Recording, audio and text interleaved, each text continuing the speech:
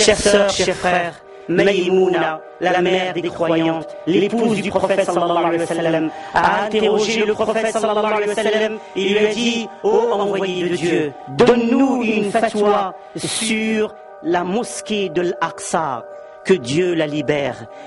La mosquée Al-Aqsa, donne-nous une fatwa, ya Rasulullah, au sujet de la mosquée de l'Aqsa.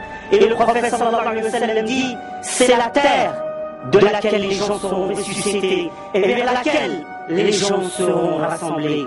Allez-y et priez dans cette mosquée, parce que la prière dans la mosquée de l'Aqsa a une valeur qui équivaut à 1000 prières ailleurs. Elle lui dit, Maïmouna lui répond: ya Rasulullah, si on ne peut pas aller prier, et c'est ce qui arrive actuellement aux croyants. Pourquoi? Parce que les sionistes, parce que des gens qui n'ont pas de terre, qui veulent voler la terre des autres, ont pris la terre des Palestiniens et sont en train de détruire et creuser sous le masjid al-Aqsa.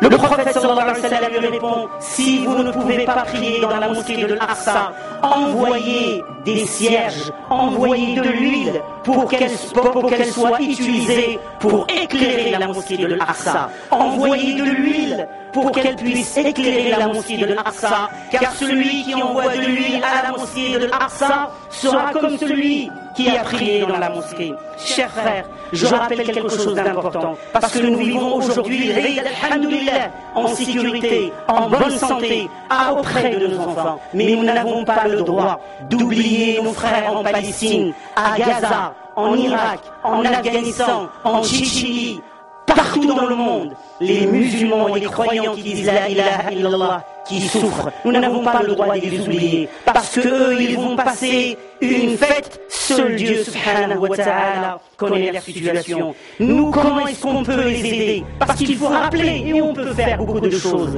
Comme le prophète nous l'a ordonné, c'est d'envoyer de l'huile pour que ce soit allumé. L'huile que vous allez envoyer, c'est vous allez le tirer de vos tripes, vous allez le tirer de votre porte-monnaie, vous allez le tirer de votre sueur, de votre travail. Vous allez prendre cet argent et vous allez l'envoyer à vos frères, pour que ce soit une lumière pour eux, pour qu'ils continuent la résistance, pour qu'ils puissent libérer cette terre, parce qu'elle le sera, pour qu'ils puissent libérer Al-Aqsa, parce qu'il le sera, Inch'Allah, bi'idhnillah. Al-Sheikh Al-Bouti dit aux musulmans dans les 4 coins du globe: l'arme du djihad que nous possédons tous, que l'on soit prêt au loin, c'est le boycott. Par conséquent, c'est une obligation pour chaque musulman sans exception. Et nulle excuse n'est valable pour prendre cela à la légère ou s'en écarter. Laissez la marchandise des sionistes pourrir, laissez leurs produits pourrir pour qu'ils fassent faillite. Ne soyez pas une cause de la torture de vos frères sur lesquels s'abattent les fouets de l'injustice et de l'humiliation. Cheikh Al-Qaradawi dit: chaque rial, chaque dirham employé pour acheter leurs marchandises peut se transformer par la suite en une balle tirée dans le cœur de nos frères et nos enfants en Palestine. Puis il dit plus loin: l'achat de leurs marchandises les renforce et nous devons les affaiblir par tous les moyens. Nous devons renforcer nos frères. Et si on ne peut pas renforcer nos frères, on doit affaiblir l'ennemi économiquement. Et c'est notre âme ici. Mon frère, ma sœur, si tu ne peux pas tout boycotter, cible 2 ou 3 marques principales. McDonald's par exemple, Coca-Cola, ce sont 2 marques sur lesquelles les musulmans se sont mis d'accord pour cibler, ne pas acheter, ne pas vendre, ne pas faire de publicité. Le boycott est une arme très puissante.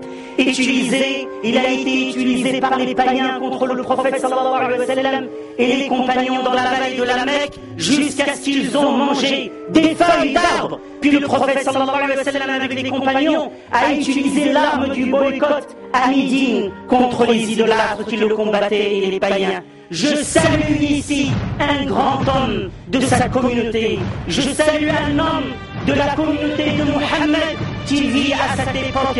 Je salue Haytham.